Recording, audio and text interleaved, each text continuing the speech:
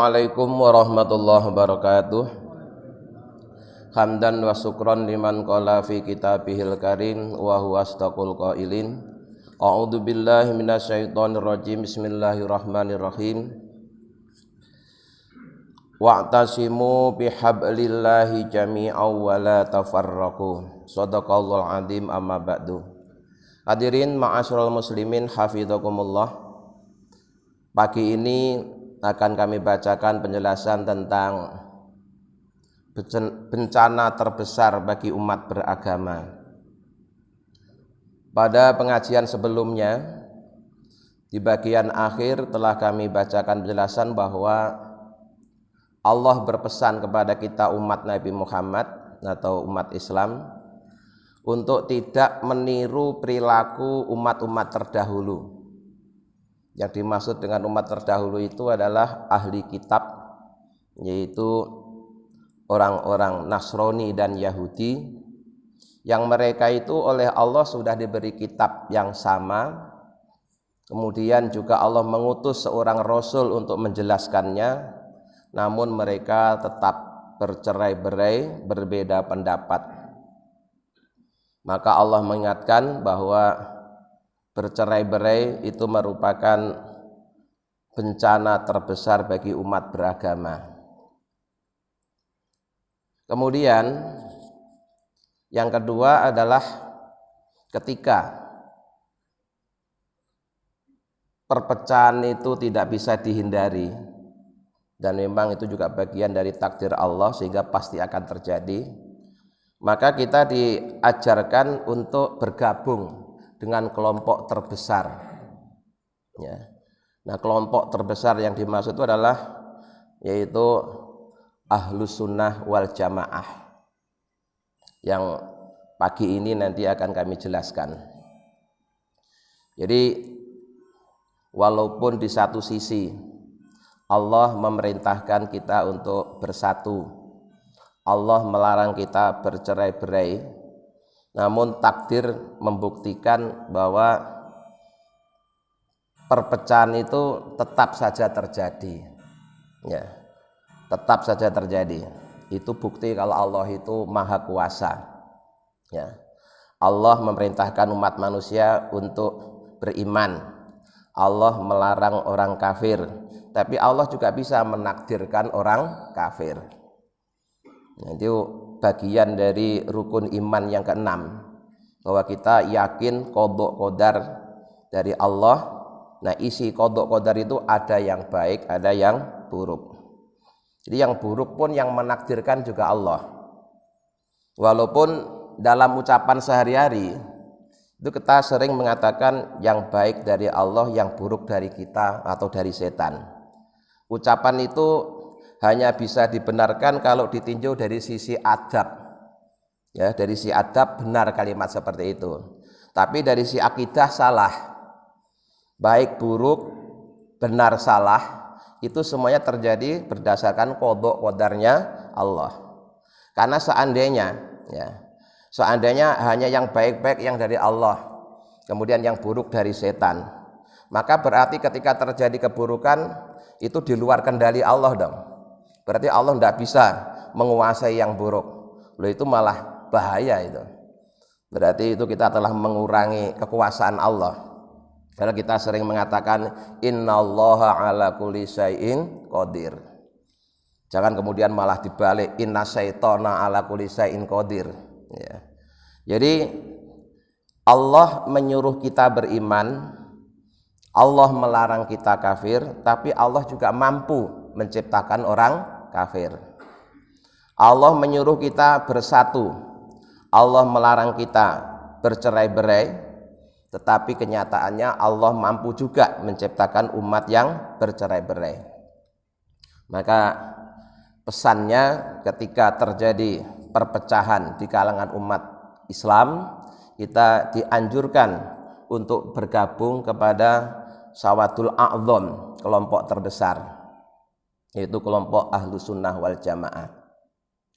Wa'lam, dan ketahuilah, annahu, bahwasanya, kama tafarraqo, sebagaimana telah tercerai-berai sapa ahlul kitab, ahli kitab, Wahtalafu dan mereka berbeda pendapat fi dinihim dalam agama mereka. Faqat tafarraqat maka sungguh juga bercerai-berai atau berpecah-pecah apa hadil ummatu umat ini. Maksudnya umat ini ya umatnya Nabi Muhammad. Ya. Jadi sebagaimana umat-umat terdahulu dari kalangan ahli kitab yang mereka berpecah-pecah, umat Islam pun kenyataannya juga berpecah-pecah.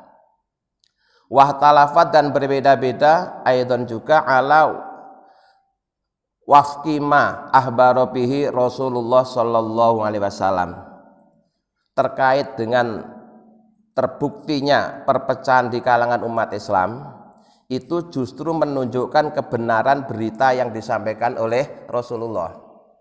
Ya.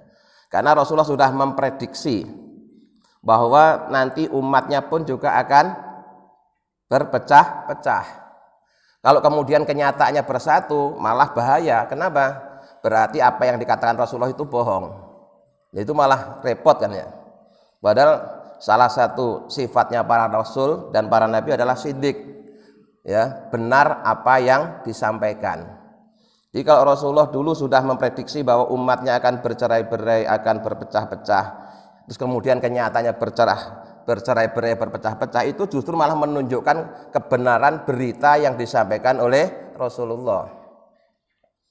Kalau kenyataannya tetap bersatu, justru malah Rasulullah dituduh bohong, dan itu malah mencederai keimanan kita. Ya. Jadi sekali lagi, kenyataan umat Islam terpecah-pecah dalam beberapa kelompok itu justru menunjukkan kebenaran berita yang disampaikan oleh Rasulullah. Karena Rasulullah itu tidak pernah berbicara berdasarkan hawa nafsu. Wa may yantiqu 'anil hawa in huwa illa wahyu yuha.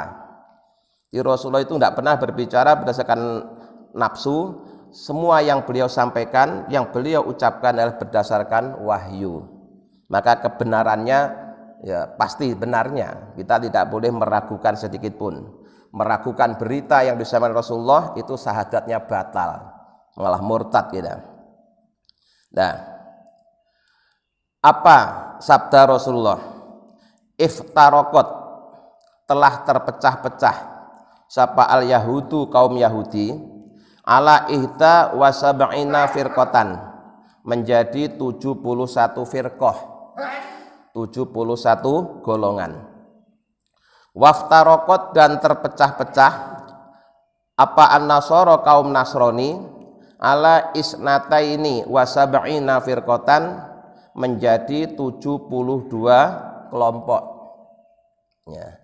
Di Yahudi terpecah-pecah menjadi 71 kelompok.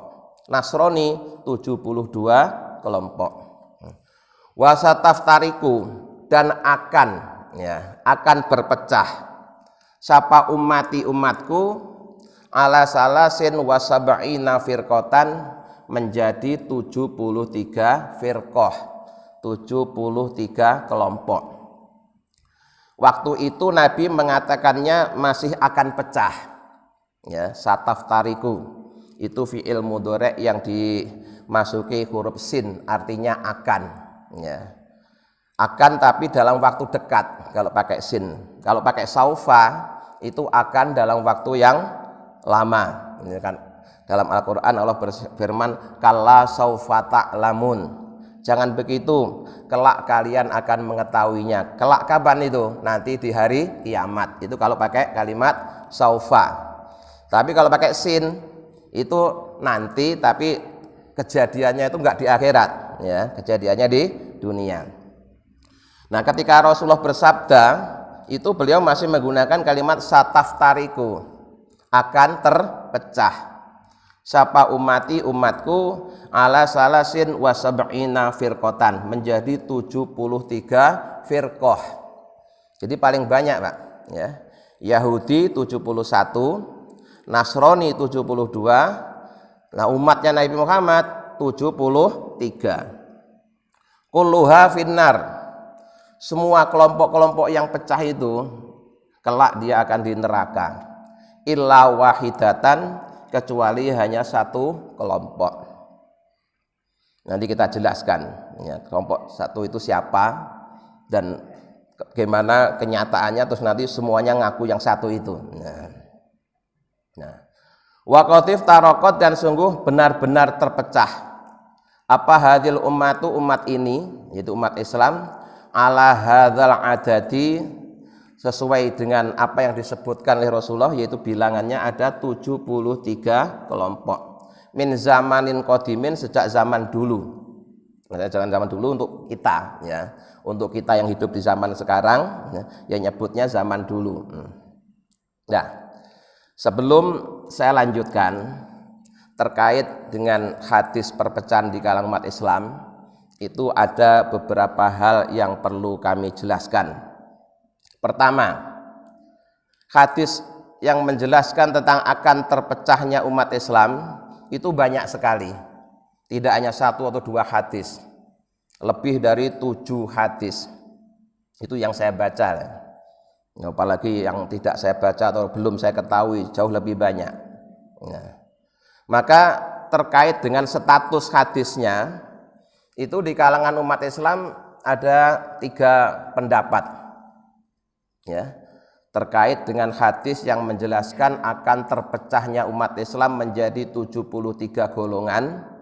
Itu status hadisnya di kalangan ulama hadis ada 3 pendapat.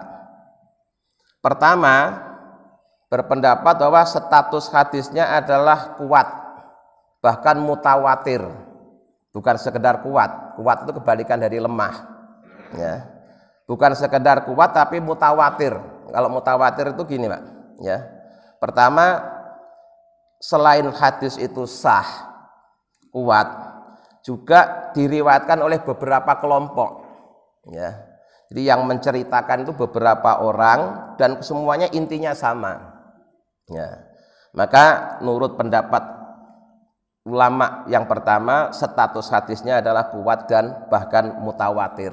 Nah, menurut kelompok kedua, menyikapi hadis tersebut, dia tidak menolak bahwa itu misalnya dikatakan lemah, juga tidak. Ngakui kalau hadis itu sahih. Tetapi kelompok kedua ini tidak mau membicarakannya. Dalam semua karyanya tidak pernah menyinggung masalah hadis ini, atau sengaja menghindari membicarakan hadis ini. Itu kelompok kedua.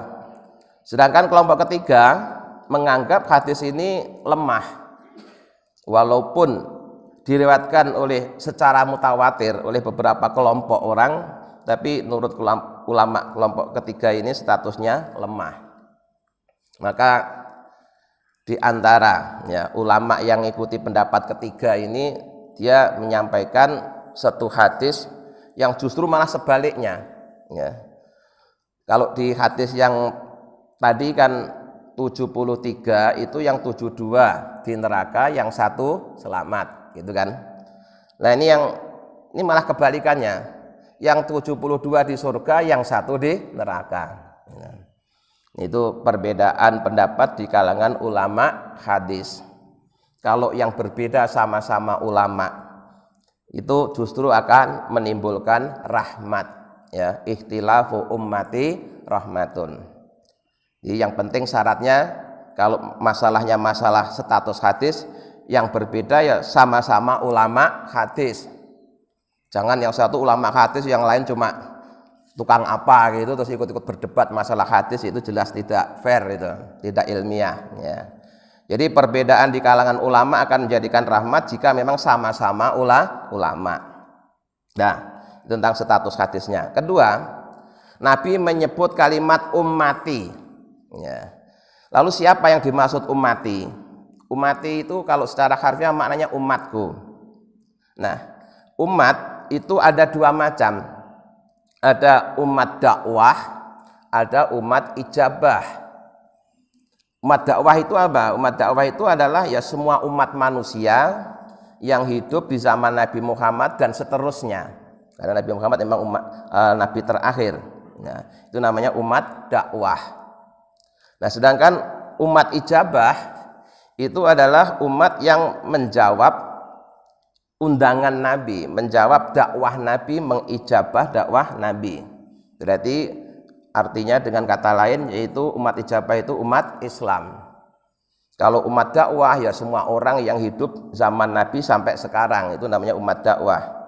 Tetapi kalau umat ijabah itu hanya yang kemudian beriman kepada Nabi Muhammad, dengan kata lain yaitu umat Islam. Terus pertanyaannya, yang dimaksud dalam hadis tadi itu umat Islam apa umat dakwah? Jawabannya adalah umat Islam. Jadi perpecahan di kalangan khusus umat Islam. Itu. Kemudian yang ketiga, ya, perpecahannya di bidang apa?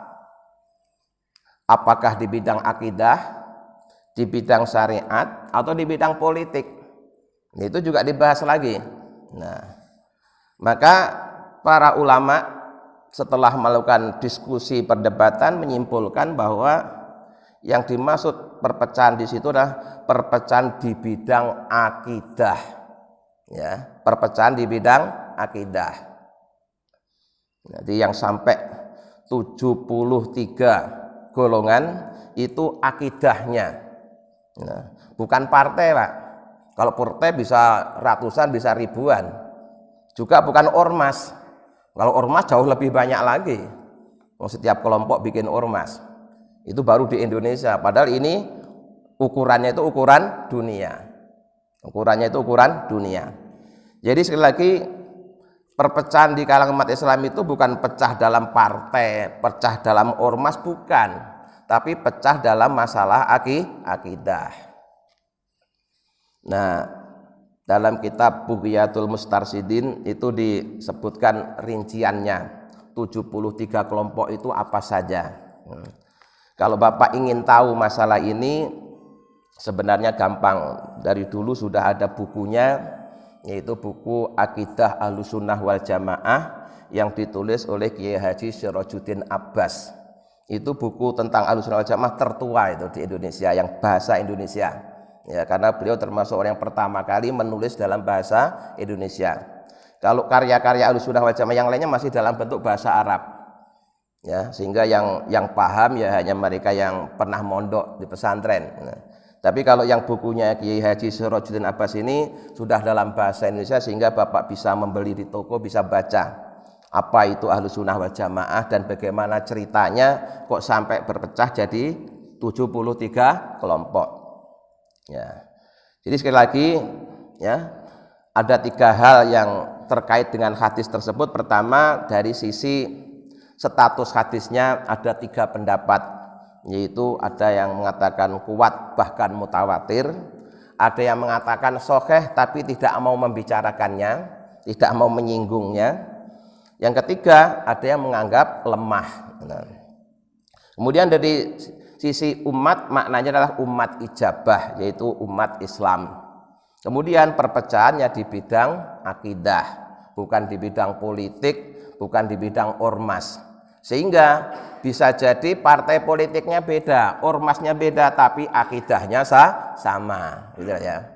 Maksudnya saya begitu, ya. Sehingga bisa jadi ormasnya beda, partai politiknya beda, tapi akidahnya sama. Nah, secara ringkas 73 kelompok itu ternyata tidak semuanya kemudian eksis, Pak. Ada yang kemudian hilang ditelan zaman karena tidak ada pengikutnya, ya. Jadi benar dan tidaknya sebuah ajaran itu salah satu diuji oleh masa. Kalau tetap bertahan itu benar, tapi kalau kemudian hilang ditelan zaman ya bisa jadi salah satu bukti bahwa dia memang tidak kuat. Nah, saat ini yang masih eksis itu 2 kelompok besar. 2 kelompok besar, yaitu yang dalam bahasa internasional sering disebut kelompok Sunni, itu kata lain dari Ahlussunnah wal Jamaah, dan kelompok Syi'i yaitu Syiah. Ya. Dari 73 kelompok itu yang masih eksis tinggal 2 itu. Ya, yang lainnya itu sudah hilang ditelan zaman. Cuma kadang-kadang masih ada sisa-sisa pemikirannya yang kemudian masih diambil oleh orang zaman sekarang. Ya. Termasuk pikiran-pikiran faham Khawarij. Ya. Khawarij itu faham radikal yang sudah ada bibit-bibitnya sejak Rasulullah masih ada. Di awal kajian kitab Riyadhus Shalihin pernah saya bacakan hadisnya tentang seseorang namanya Dzul Khuwaisirah. Ya, Dzul Khuwaisirah. Itu orang yang pertama kali mengkritik Nabi dengan kata yang sangat kasar. Bayangkan Pak, Nabi aja disalahin. Ya, tidak hanya kiai Pak, tidak hanya ulama, Nabi dianggap tidak berbuat adil. Itu yang kritik itu namanya Dzul Khuwaisirah. Ketika itu Sayyidina Umar udah marah, mau dibunuh itu orang. Tapi kata Nabi jangan. Ya. Nabi justru mengatakan dari orang inilah nanti akan muncul ya orang-orang yang berfaham, kalau bahasa sekarang dikenal dengan bahasa yang paham radikal. Jadi Nabi Muhammad saja pernah dituduh tidak berbuat adil. Nah, padahal Nabi jelas apa yang dilakukan oleh Nabi itu adalah berdasarkan wahyu dari Allah. Ini ceritanya itu pas Nabi bagi-bagi harta rampasan perang. Ya. Ketika Nabi bagi-bagi harta rampasan perang, itu yang dilakukan Nabi itu memang aneh Pak. Apalagi kita yang terbiasa berpikiran ala LSM itu pasti menganggapnya itu aneh. Kenapa? Para senior, orang-orang yang sudah banyak berjasa dalam Islam itu malah nggak dikasih, atau kalau dikasih sedikit sekali. Sementara orang-orang yang baru masuk Islam, ya, baru sekali ikut berperang, itu oleh Nabi Muhammad malah dikasih banyak, ratusan ekor unta. Maka Dzul Khuwaisirah kemudian langsung memprotes Nabi Muhammad dengan bahasa yang kasar. Hai Muhammad, berbuat adillah engkau. Nabi juga sebenarnya sempat marah. Ya. Kalau aku saja kamu tuduh tidak berbuat adil, lalu siapa yang bisa berbuat adil? Nah itu pikiran-pikiran Khawarij itu saat ini walaupun organisasinya tidak ada, ya resmi organisasi Khawarij memang tidak ada. Tapi pikiran-pikirannya masih diadopsi oleh kelompok-kelompok Islam yang radikal, ya, yang gampang-gampang menyalahkan kelompok yang lain. Pokoknya kalau beda sama dia pasti kafir, beda sama dia pasti ahli neraka, beda sama dia pasti tauhid dan seterusnya. Itu pikiran-pikiran kelompok Khawarij. Nah, kemudian wa tamma ma wa'ata bihi shadiqul amin ala wahyillahi ta'ala wa tanzilihi sallallahu alaihi wasallam. Jadi terkait dengan berpecahnya umat Islam menjadi 73 golongan itu benar-benar terbukti, ya, terbukti. Karena kalau tidak terbukti justru malah Nabi nanti dituduh bohong. Kemudian terusnya walamma su'ila, maka tatkala ditanya siapa Nabi Muhammad alaihi salam anil firqati an-najiyati, tentang kelompok yang selamat, man hiya, siapa dia kelompok yang selamat itu? Qala, Nabi menjawab, itu allati takunu ala mislima ana alaihi wa ashabi, bahwa kelompok yang selamat itu adalah kelompok yang menjalankan ajaran yang aku sampaikan dan disampaikan oleh para sahabatku. Jadi Nabi memberi definisi masih sangat umum. Terus nanti yang selamat siapa? Ya selamat yang ikuti aku dan ikuti para sahabatku. Akhirnya apa yang terjadi? Semua kelompok ngaku, ya, semua kelompok ngaku ngikuti ajaran Nabi dan para sahabat. Ribut lagi, ya, karena Nabi definisi yang diberikan masih sangat umum, ya, ma'ana alaihil yauma wa ashabi. Kelompok yang selamat itu adalah kelompok yang ngikuti ajaranku dan ngikuti ajaran para sahabatku. Akhirnya masing-masing kelompok termasuk yang Khawarij tadi itu, dia juga ngakunya ngikuti ajaran Nabi dan para sahabat. Nah, maka kemudian definisi firqah najiyah ini berkembang, Pak, ya, berkembang. Jadi ketika Nabi ngasih definisi ma'ana alil yamu ashabi, ternyata semua kelompok yang ada ngaku sebagai orang-orang yang mengamalkan apa yang diajarkan oleh Nabi dan para sahabatnya. Dan itu sampai sekarang, ya. Teroris itu kalau ditanya katanya dia juga mengikuti ajaran Nabi Muhammad. Iya, mengatasnamakan Nabi Muhammad, mengatasnamakan Islam. Nah, itu kan repot. Nah, maka kemudian ya, wa amara alaihi salam intahtilafi biluzumi sawatil a'dham. Ya.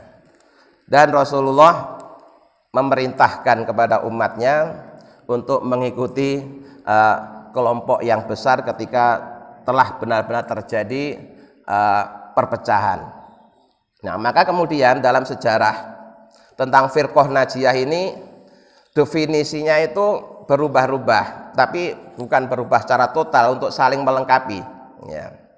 Jika Nabi menyebutnya dengan ma'ana yauma wa ashabi atau sawatul a'dham, maka kemudian pada generasi berikutnya itu dikatakan siapa kelompok najiyah itu?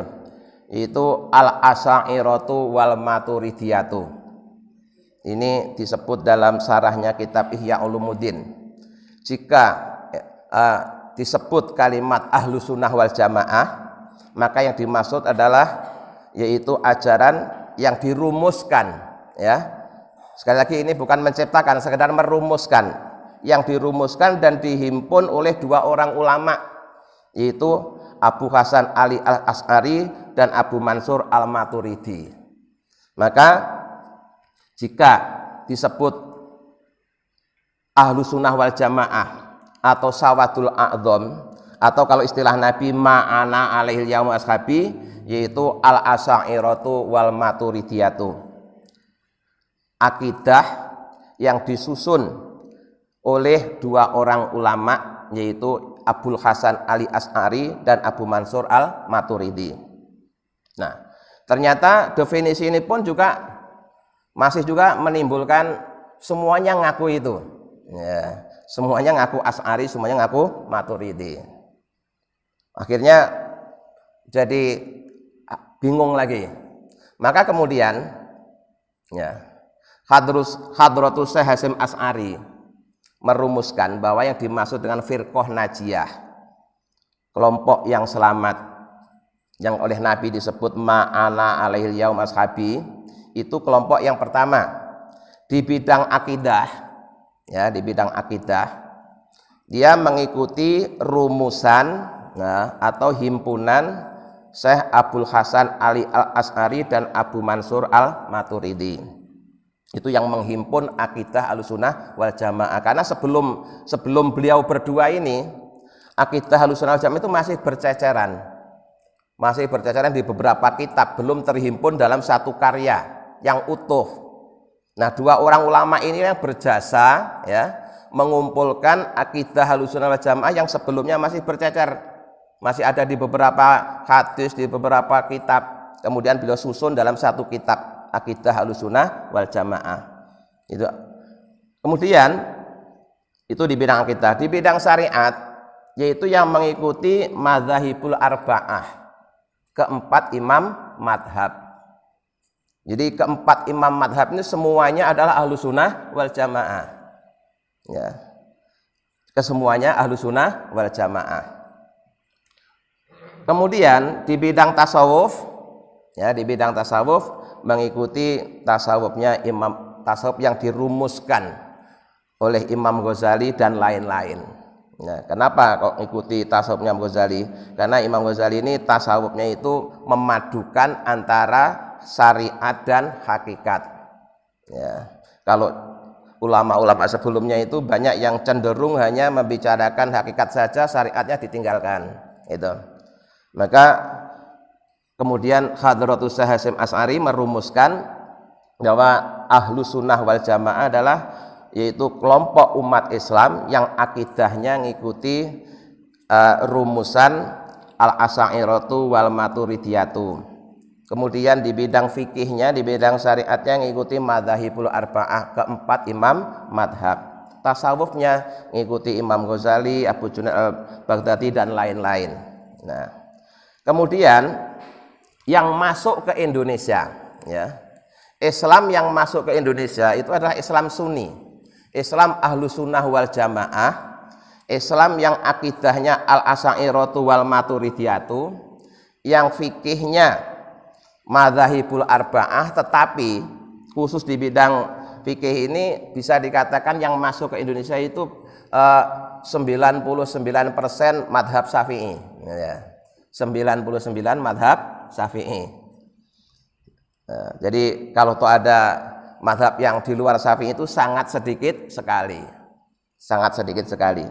Padahal keempat madhab ini ya semuanya Ahlus Sunnah wal Jamaah. Ini yang perlu dipahami ya, karena di masyarakat awam kadang-kadang kalau tidak Syafi'i dianggap tidak Ahlus Sunnah wal Jamaah. Padahal keempat-empatnya itu ada Ahlus Sunnah wal Jamaah. Kemudian tidak hanya di Indonesia, Pak, ya. Jika Nabi tadi menyebut Sawadul A'dzam, kelompok terbesar, terbukti, Pak, di dunia Islam, ya, di dunia Islam hingga saat ini itu kelompok terbesar umat Islam adalah Ahlus Sunnah wal Jamaah. Akidahnya ngikuti rumusan, ya, al-asy'ariyatu wal maturidiyatu. Yang beda barangkali madhab fikihnya, ya. Jadi kalau yang orang Indonesia kebanyakan ikut madhab Syafi'i. Nanti di Irak mungkin ada yang Hanafi, ya, ada yang Maliki. Kalau di Arab Saudi itu Hambali yang banyak, ya. Jadi sekali lagi rumusan-rumusan yang dibikin oleh para ulama tadi itu untuk memperjelas. Karena ketika pakai definisi yang masih umum itu semuanya ngakunya Ahlus Sunnah wal Jamaah, semuanya ngakunya pengikut Nabi Muhammad dan para sahabat. Maka kemudian ulama membuat rumusan, artinya menghimpun, ya, bukan menciptakan, menghimpun ajaran Ahlus Sunnah wal Jamaah yang pada mulanya masih berserakan ada di beberapa hadis, di beberapa kitab, di beberapa pendapat ulama, kemudian dihimpun menjadi satu karya yang utuh sehingga orang dengan mudah untuk bisa memahaminya. Nah, kemudian sekali lagi jika Bapak ingin tahu apa sih bedanya, ya, bedanya Ahlus Sunnah wal Jamaah dengan Syiah, bedanya dengan Khawarij, bedanya dengan Mu'tazilah, bedanya dengan Qadariyah, bedanya dengan Jabariyah dan lain-lain. Itu tadi silahkan baca sendiri bukunya, ya, karena banyak sekali itu, ya, penjelasannya banyak sekali, ya, banyak sekali. Di buku Aqidah Ahlus Sunnah wal Jamaah yang ditulis oleh Kiai Haji Sirajuddin Abbas. Nah, itu Bapak Ibu bisa baca sendiri apa perbedaan antara yang Sunni dengan yang Syiah, antara yang Sunni dengan yang Khawarij, dengan yang Mu'tazilah dan lain-lain. Jadi sekali lagi pesannya, ketika memang kenyataannya perpecahan itu tidak bisa dihindari, maka yang bisa kita lakukan adalah bergabunglah dengan kelompok terbesar. Nah, karena dikatakan begini, la tajtami'u ummati ala dhalalatin, ya. Para ulamaku tidak akan sepakat dalam kesesatan, ya.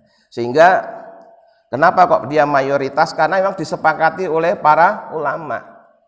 Jadi yang aneh-aneh itu, Pak, yang aneh-aneh itu karena mereka ketika memahami Al-Quran dan hadis tidak menggunakan metode yang telah disusun oleh para ulama. Jadi ketika memahami Quran hadis itu bikin metode sendiri, akhirnya hasilnya ya jadi kacau, ya. Jadi memang Qurannya sama, hadisnya sama, tapi kalau metode untuk memahaminya beda, nanti hasilnya juga beda, ya. Di ibaratnya bahan makanan itu bahan mentahnya sama, tapi resep memasaknya beda, nanti jadinya makanan juga beda. Bahkan kalau salah resep tidak jadi enak, malah jadi racun, itu bisa terjadi, ya. Karena kenyataannya ya mereka yang radikal yang suka ngebom temennya sendiri itu dia bilangnya juga berdasarkan ayat Al-Quran sesuai dengan pemahaman mereka. Nah, itu yang bahaya. Maka pesan saya, ya, kita hidup di zaman informasi, di zaman globalisasi.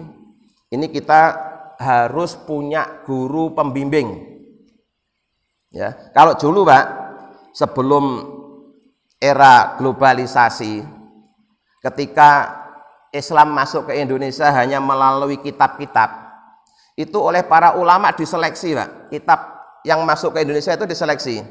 Yang sekiranya ini bukan ajaran Ahlus Sunnah wal Jamaah tidak diajarkan di masyarakat. hanya dibaca di kalangan para kiai untuk nambah wawasan. Itu dulu bisa. Kenapa? Karena memang untuk mengakses ilmu pada zaman itu ya harus melalui kitab. Itu kan zaman dulu lah. Sekarang orang awam bisa mengakses ilmu lewat internet. Sehingga semenjak era globalisasi dan informasi ini, faham apa saja bisa masuk ke seluruh dunia, termasuk Indonesia. Jadi dulu Indonesia itu selektif sekali, tidak sembarang faham bisa masuk, Pak. Hanya yang Sunni, yang Ahlussunnah wal Jamaah yang bisa masuk. Nah, semenjak era kebebasan itulah kemudian banyak muncul faham-faham yang lain, karena memang itu sudah tidak bisa dibendung. Ya, tidak bisa dibendung. Kalau toh kitabnya tidak boleh beredar di Indonesia, lah orangnya pergi ke sana belajar di sana, pulang ke Indonesia menyebarkan ajaran. Nah, apalagi sekarang di zaman internet semua orang bisa mengakses segala macam informasi. Wah, lebih berbahaya lagi kalau kita tidak punya guru pembimbing.